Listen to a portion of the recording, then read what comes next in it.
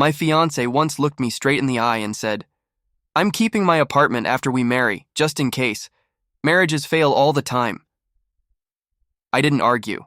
I didn't even flinch. I just nodded, canceled our dream house, and decided the next surprise would belong entirely to me. Hey, Reddit. So I was engaged, wedding just 3 months away, and I thought I had everything figured out. A stable relationship, a shared vision, a future that finally felt solid. Then my fiancée, Marissa, hit me with what she proudly called a practical idea. Keeping her apartment, just in case. I played it cool on the outside, but inside, let's just say I didn't exactly follow the script she expected. What happened next spiraled into one of the wildest pre-wedding storms I've ever seen. I'm 32. She's 30. We'd been together 4 years, engaged for 8 months, and the wedding date was circled in red on the calendar. On paper, it looked perfect. Marissa was already deep into her Pinterest boards, curating kitchens, cozy patios, those overused live, laugh, love wall signs. Her friends were hyping her up like she was about to star in her own HGTV reveal special. And honestly, I was all in. I'd already found the place, our so-called forever home. A 3-bedroom with a massive backyard and an office I'd secretly claimed as my cycling gear cave. It wasn't cheap, but it was doable. I put in an offer, and our realtor, Karen, told me we were close, just a small bump, and it was ours. So there we were, sitting at our usual date spot, one of those warm, low-light restaurants where you can almost taste nostalgia in the air. I figured this was going to be a night to celebrate, to toast to new beginnings and bigger dreams. Between sips of wine, I brought it up. The seller countered our offer. If we go up another 50 grand, we're set. Easy. That's what I thought. But then she does this little swirl with her glass, slow, deliberate, and leans in like she's about to share some life-changing revelation. "So," she says, "I've been thinking about living arrangements after the wedding." I smiled. I thought she was about to talk about furniture shopping or which side of the bed she wanted, but then she dropped it, like it was nothing. "I've decided I'm keeping my apartment." I froze, fork halfway to my mouth. "As a rental property?" I asked. She shook her head, calm, casual. "No, just for me." I laughed at first, thinking she was joking, but her face didn't change. "Wait, what?" She tilted her head, the way someone does when they're explaining something to a child. "Look, statistics show a lot of marriages don't last. I'm just being practical. I'll keep paying rent on my place, just in case things don't work out between us." I set my fork down slowly. "Just in case?" I repeated. She nodded. "Don't take it personally. It's like insurance. You don't expect your car to crash, but you still pay for coverage, right?" Now, most guys might have gotten angry or started arguing right there, but me, I just smiled, nodded. "Clever move," I said. Her face lit up, like she'd just been validated, like I'd understood her grand logic. "I knew you'd get it," she said, grinning. "So you'll call Karen tomorrow about increasing the offer?" "Absolutely," I told her, but in that moment, the house was already dead to me. Because here's the truth, if the person you're about to marry is already planning their escape route, why the hell would you hand them the keys to a brand new home you're supposed to build a future in? I kept my cool that night. Didn't flinch, didn't argue. If she wanted to treat marriage like a business transaction, fine. But businesses have balance sheets, risk, consequences. And I wasn't about to be the only one investing while she kept a fully furnished exit plan. On the drive home, my head was spinning. Every memory suddenly looked different. Every little thing she'd ever done, insisting on splitting certain bills, keeping separate accounts, dodging every talk about merging finances, it all started to click. It wasn't about independence, it was about leverage.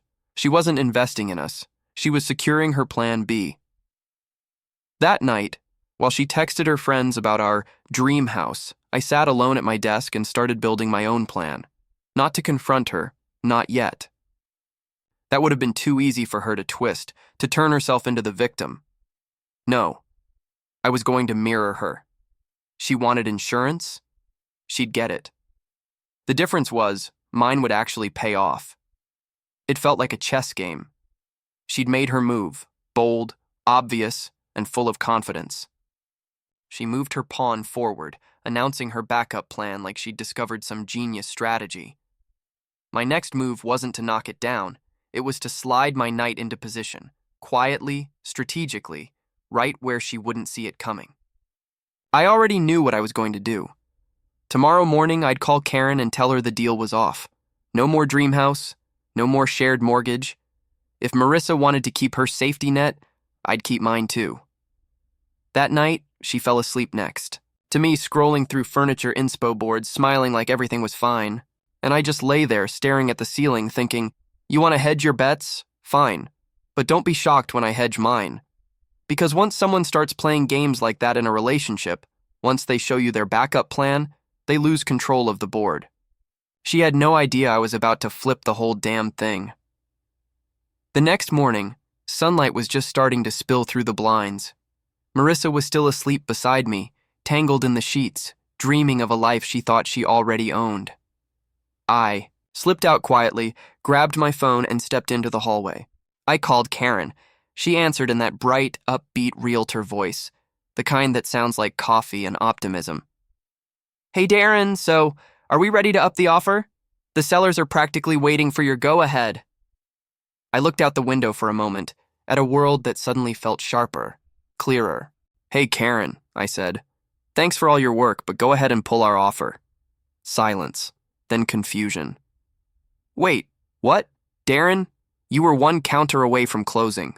The sellers would have accepted. What happened? Did the inspection turn something up? I took a slow breath. No inspection problem. Just reconsidered my options. She pressed me a few more times, but I didn't budge. The dream home, the future plans, it all felt like another person's fantasy now.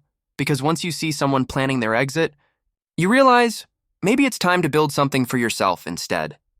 Finally, she sighed. Well, all right then. If you change your mind, I won't. I cut in, voice steady. Appreciate you, though. And just like that, the dream house was gone. Dead. Quietly. Cleanly. While Marissa was probably off imagining paint swatches and picking out backsplash tiles, I was already moving on to something else entirely. I called my old college buddy Travis. He manages a few properties around town. You still got that downtown condo available? I asked. The one with the office and rooftop gym? Yeah, but I thought you were buying a house with Marissa. Change of plans, I said. Can I see it today? 2 hours later, I was standing in the middle of a sleek, modern condo downtown. 1 bedroom, 1 office, open floor plan, balcony overlooking the skyline. It wasn't built for family, life, but it was perfect for a man who just realized he'd been dragging emotional dead weight. Travis looked at me like I was joking. You're serious? I smirked. Serious enough to sign today, and I did. Paperwork, deposit, the whole thing. Paid in full, my name only. No shared signatures, no compromises. Unlike the house Marissa wanted, this wasn't a liability, it was an asset. Something I could live in now, rent later, build equity on. Meanwhile, she'd be bleeding rent every month just to keep her insurance plan alive. Lucky for me, Travis had the place ready to go. Vacant, turnkey, no waiting. By the end of the day, the keys were mine. The moment I carried the first box inside, something in me loosened. I set up my office, mounted my bike rack, stocked the fridge with food I actually liked. The building had everything. A secure garage, a rooftop lounge, a gym overlooking the city. And standing there, I realized it didn't feel like a downgrade. It felt like freedom. No floral pillows, no Pinterest-perfect color palettes, no future nursery plans, just space, my rules. Later that evening, Marissa called during her lunch break, her voice bright and chipper. Hey babe, did you talk to Karen about the counteroffer? I did, I said. And? Are we getting the house? I leaned back in my new chair, looking out at the city lights. Actually, I withdrew the offer. Silence, then, You what? Why? Well, I said lightly, I got inspired by what you said last night about being practical. Smart planning, right? So I went ahead and bought a condo instead. Perfect size for me. You bought a condo? She nearly shrieked. By yourself? Where am I supposed to live after the wedding? I shrugged, even though she couldn't see me. In your apartment. The one you're keeping, remember? Just in case, she snapped. That's ridiculous. I'm keeping it as backup, not as our home. We're supposed to live together in a house. Oh, I said, pretending to think it over. See, I thought you meant you wanted to live in it. My mistake. She went quiet, long enough for the silence to sting. Then she came back sharp, her voice tight with anger. This isn't funny, Darren. You're being petty. I'm being practical, I said calmly. You opened my eyes to the statistics. Makes sense to protect myself, too. 20 minutes later, there was banging on my new door. Marissa stood there, hair frazzled from rushing over, still in her work clothes. She stormed in the moment I opened it. We need to talk about this misunderstanding. I crossed my arms. What misunderstanding? This, she shouted, motioning around the condo. The house, the condo. You buying this place behind my back? You're twisting what I said. I sat down on the couch, completely unfazed. You said you wanted to keep your apartment for security. I said that made sense, so I got security of my own. That's not how it works, she snapped. I keep my place as backup, but we live in the house together. So you'd be paying rent on your empty apartment while also paying half a mortgage? Doesn't sound very smart. Her face turned red. I wasn't going to pay half the mortgage. You make more money. I laughed, low and bitter. Ah, there it is. So I pay the mortgage while you keep your escape plan fully furnished, just in case things go south. That about right? She froze. Didn't even try to deny it. And that silence told me everything I needed to know. Marissa, I said quietly, leaning forward. Partnership means we're in this together. But that's not what you want. You want security for yourself, and I'm not signing up for that. She opened and closed her mouth like a fish gasping for air before spitting out, You're impossible! Then she spun on her heel and stormed out. As the door clicked behind her, I couldn't help but grin. For the first time in weeks, I felt like I was finally in control, like I'd stopped riding shotgun in my own life. She thought she was clever, keeping her apartment as insurance. But all she really did was give me permission to play the same game, except I played it smarter. And this? This was only the opening move. Of course, Marissa didn't stay quiet for long. Within a week, she was on full damage control. Everywhere she went, her story was the same. Darren's just nervous. He's having cold feet. We're working through it. She told her friends, her co-workers, even her aunt 3 states away. Funny, she never mentioned the part where she compared our marriage to a car crash.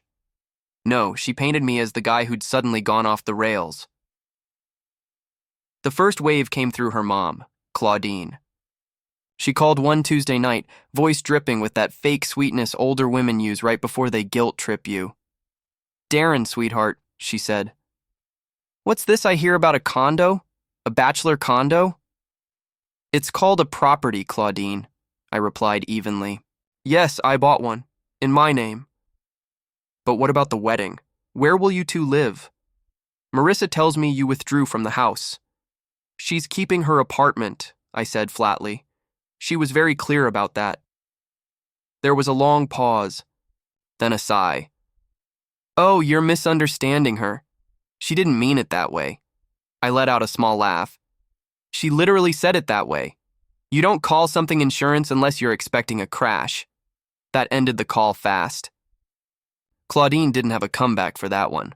Hard to argue when your daughter's own words do the talking, but the silence didn't last long. The second wave hit a few nights later. Marissa showed up at my condo, laptop bag in hand, wearing that expression she gets when she's about to fix something. She walked in like she was about to close a deal instead of mend a relationship. Without even saying hello, she set her laptop on the kitchen island, flipped the screen toward me and said, I've done the math. On the screen were spreadsheets, color-coded. titled things like projected mortgage splits and security fund. She'd built her own little financial universe. According to her plan, if we bought the dream house, she'd cover 25% of the mortgage while I handled the remaining 75%. Her logic? She'd still be paying rent on her apartment, so it all balanced out. I scrolled through her neatly labeled cells and formulas. Then I saw it, a line item that literally read, Marissa Security Net. I looked up, half amused, half stunned. "Let me get this straight," I said. "I pay the majority of the mortgage and the full down payment, while you keep throwing money at an empty apartment just in case you need a soft landing. And that's what you call fair?" She pointed to her colorful spreadsheet like it was gospel. "See? With my income and rent, it's actually balanced." I leaned back, smirking. "Balanced? Sure. About as balanced as me spotting you at the gym while you don't even touch the bar." Her smile faded. "This is a compromise, Darren. I'm trying to make it work." I grabbed a notepad from the counter, jotted down my own version of a plan, and handed it to her.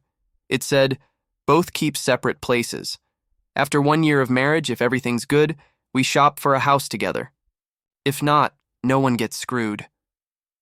She stared at the note like I'd just handed her divorce papers. "A year?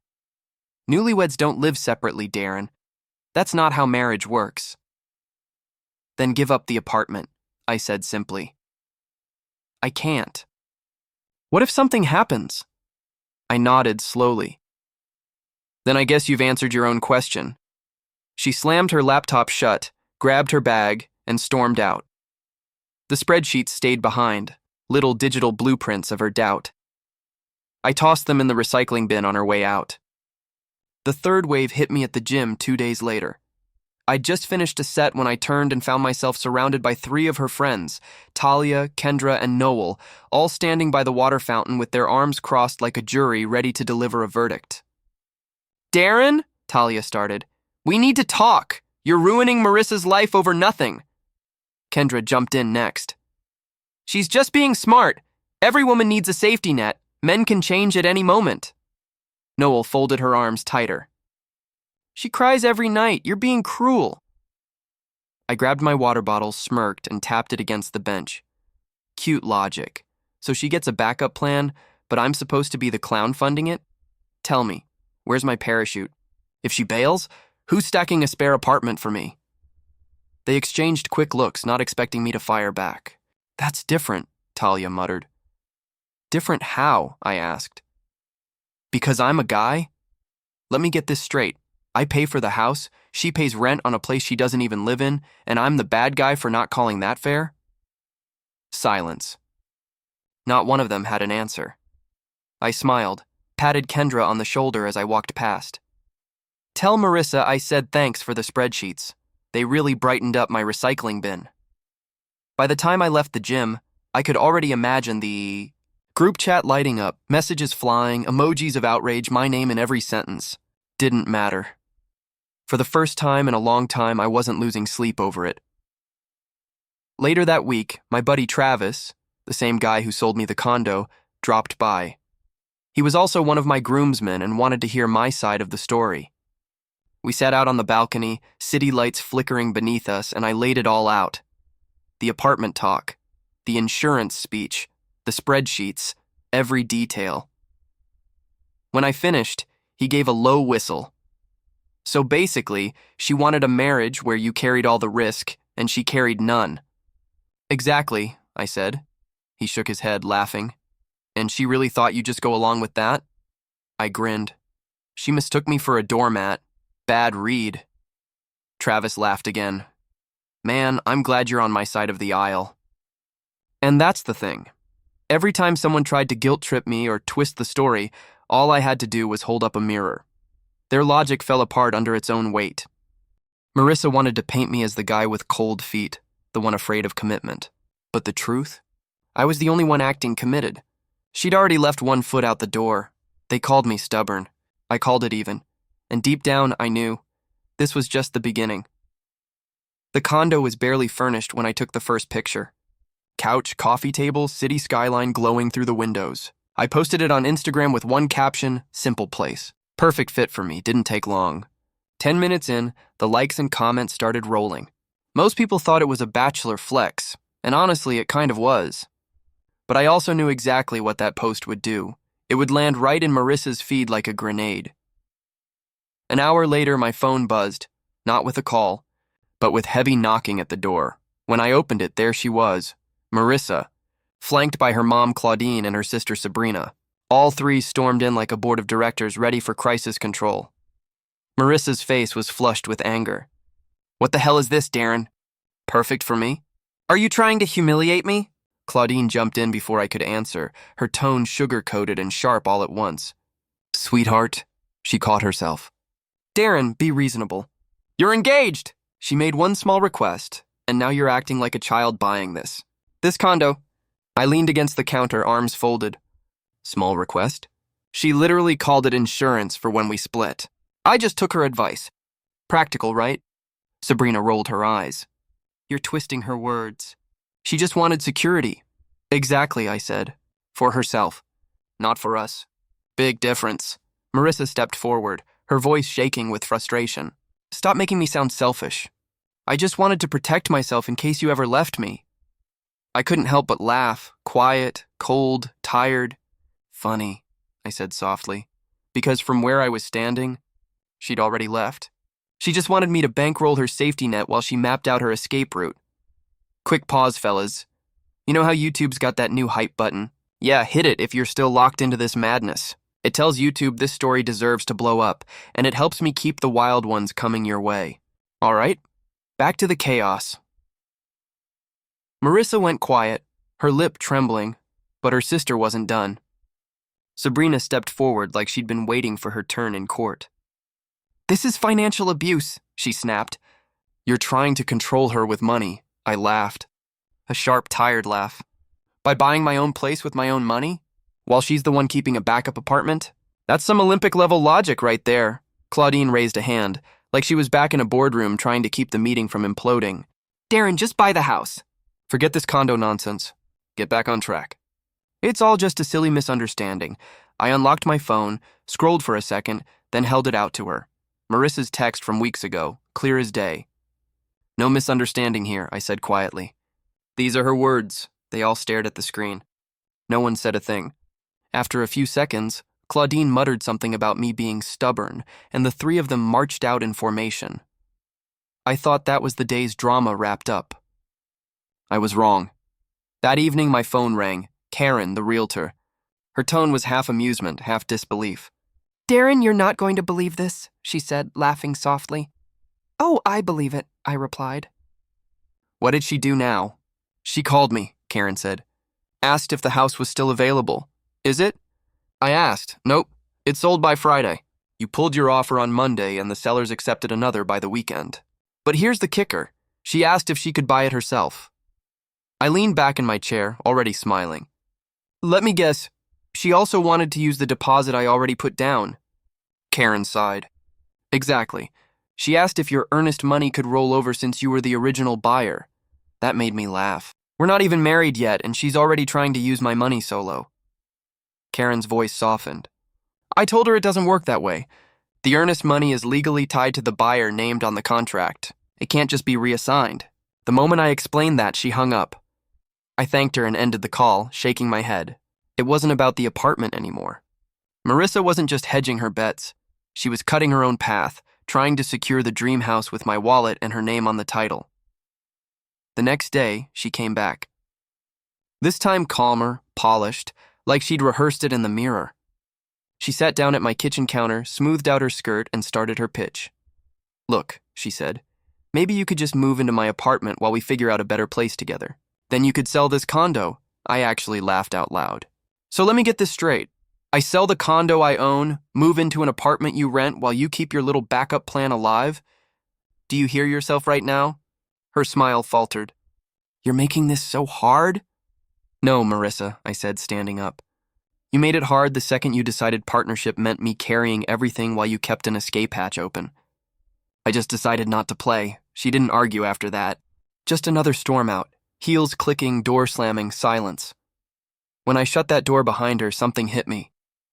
She wasn't the one in control anymore.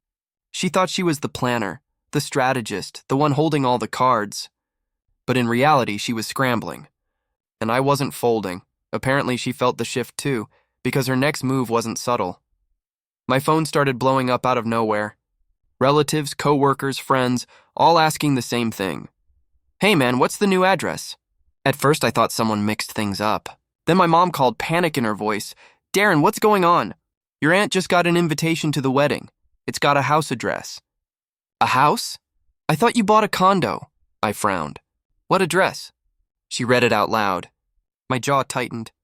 It was the dream house, the same one I'd pulled our offer on. She printed new invitations, I muttered. She's pretending we own a house that was sold weeks ago, my mom sighed. 1 month before the wedding, Darren. People are going to be asking questions. Good, I said.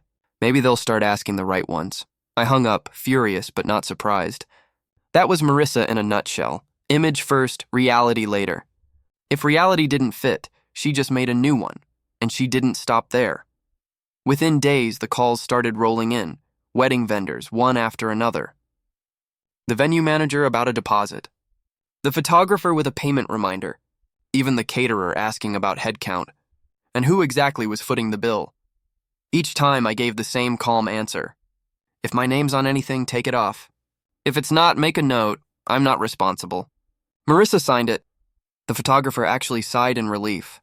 Honestly, he said, I figured something was off. She told me you'd be transferring the money weeks ago, but it didn't sound like it came from you. Thanks for confirming, I laughed. No problem. Consider yourself free. One by one, I started pulling the rug out from under her little fantasy empire. Every vendor she looped me into, I untied. Every lie she built, I took apart, politely, efficiently. And just when I thought she couldn't go lower, I opened my mailbox one night and froze. Inside was a thick envelope. Loan documents. Mortgage application papers. My name typed neatly at the top. Primary borrower. My stomach turned as I flipped through the pages. Income, employment history. Credit details all filled in. Almost perfectly, almost, she'd signed where my signature was supposed to be. Neat, careful pen strokes. Like she actually thought she could fake forever with ink. Right on cue, my phone buzzed. Marissa. Her voice was chipper. Almost gleeful, like she'd just discovered the cure for all our problems. Guess what? She said. I found a solution. We don't even need the dream house anymore. I applied for a smaller one. Cheaper, easier payments. You can afford it on your own, and once we're married, it'll all work out. I stared at the papers in my hand. You started a loan application in my name? She jumped in fast, defensive. It's not fraud, Darren. We're getting married. What's yours is mine. This is just the next step. Not fraud, I said slowly, almost laughing. Marissa, this is literally a crime. You forged my signature. Stop twisting everything, she snapped. I was trying to save us.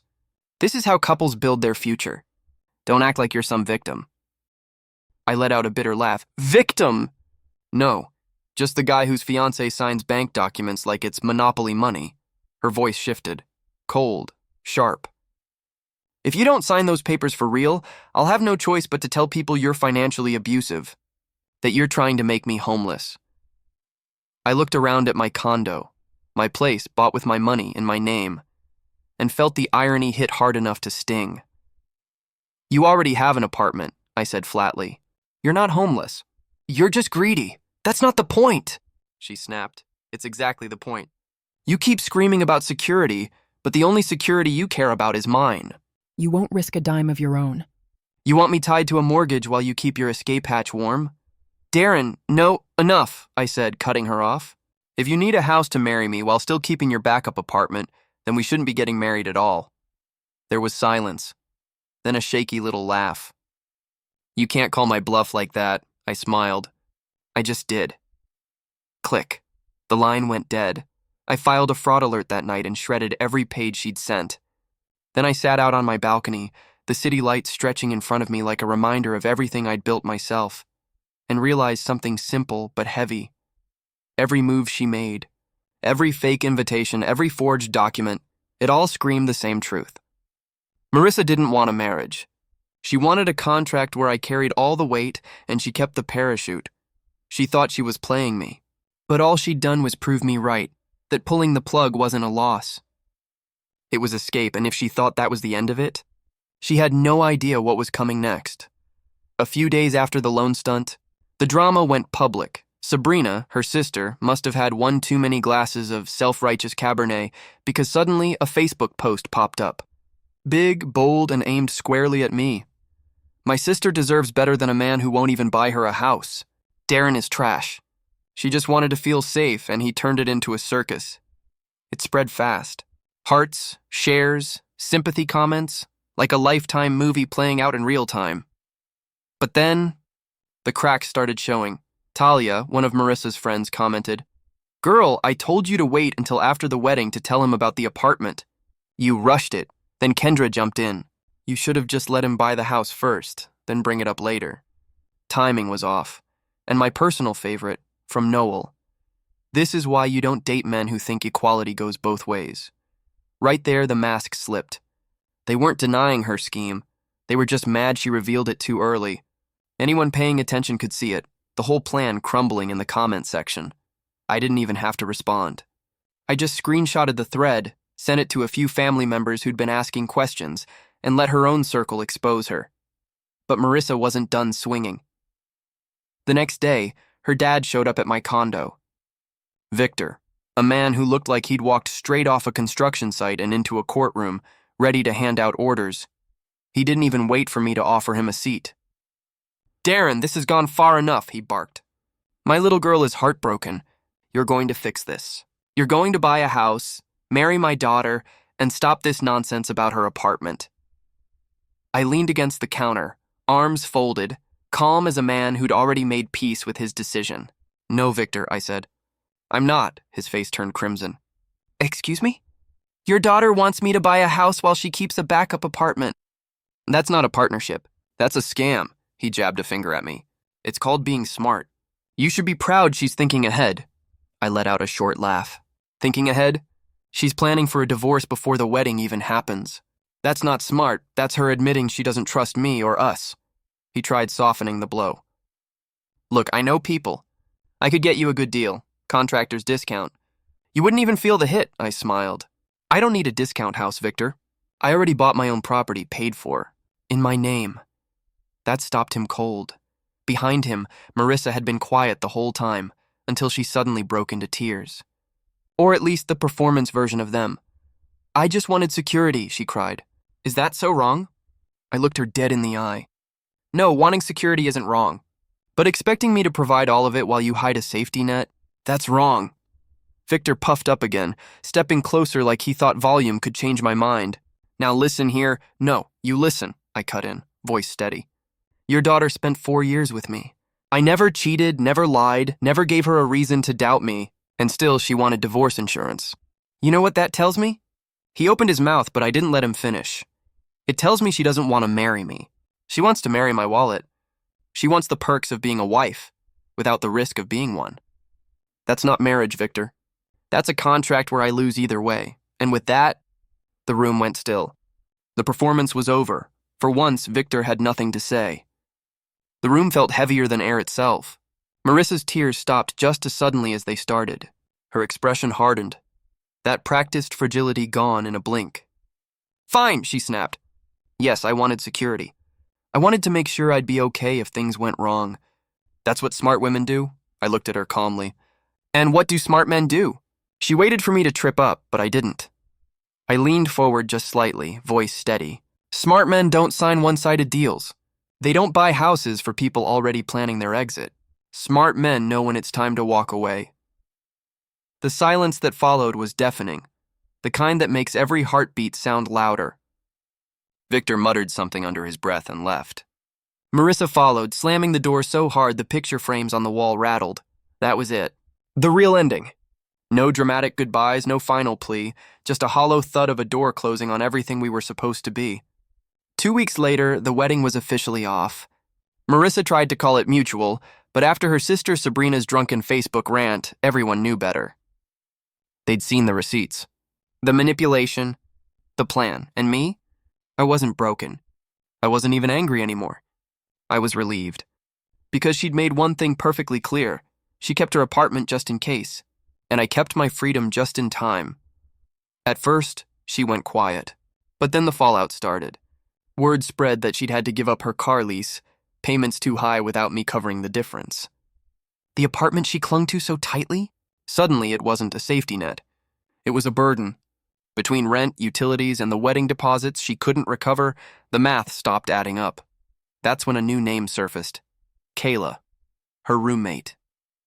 I only knew about her because one night I stumbled across a post on a local housing forum. Some woman venting about a nightmare roommate, controlling, always crying about her ex, and dating a guy who basically lived on their couch. I didn't need a name. I knew exactly who it was. Marissa had gone from planning a dream home with a Pinterest kitchen to splitting an apartment with another woman, and her boyfriend. Meanwhile, my life was thriving. The condo was spotless. My office was dialed in.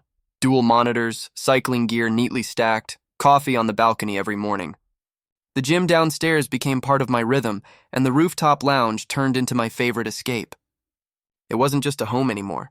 It was proof that I'd made the right call. And the best part? It was mine. Every month, my equity climbed while Marissa's bank account bled into rent for a place she didn't even like living in. Of course, she had her version of the story. Told anyone who'd listen that I'd financially abandoned her, conveniently leaving out the part where she forged my name on a loan application. The people who knew us both saw right through it. The rest would ask, and I'd just smile and say, she kept her apartment just in case. I kept my sanity just in time. Always got a laugh. A few months later, fate decided to twist the knife a little. I ran into her at the grocery store, near the produce aisle. She looked different, tired. Heavier eyes, messy hair, clothes that had seen better days. Life had stopped being polished for her. When she saw me, she froze for a second, then forced a smile. Darren, Marissa, how's the insurance plan working out? I asked, her smile faltered. You don't have to be cruel. Not cruel, I said. Just honest. And I walked away. Didn't even slow down.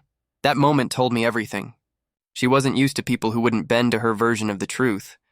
Marissa thought she'd outsmarted me. The backup apartment. The fake confidence, the pressure from her family, all the staged perfection. But in the end, her own plan exposed her. She didn't want a partner. She wanted protection. She didn't want to build a life. She wanted to ensure it. I moved on. Property in my name, savings growing, a new relationship with someone who wasn't keeping score. My life felt lighter, sharper, real. A few weeks later, I saw another post from Kayla. Same housing forum. This time, she was complaining that her roommate's family had stopped visiting and that the roommate was living with regrets, but too proud to admit it. For a second, I almost felt bad. Almost.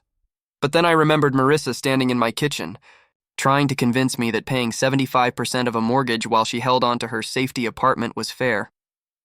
That memory killed any sympathy left, because in the end, she got exactly what she wanted, her apartment. And I got exactly what I needed, peace. She kept her lifeboat. I built a ship, and only one of us is still stuck at sea.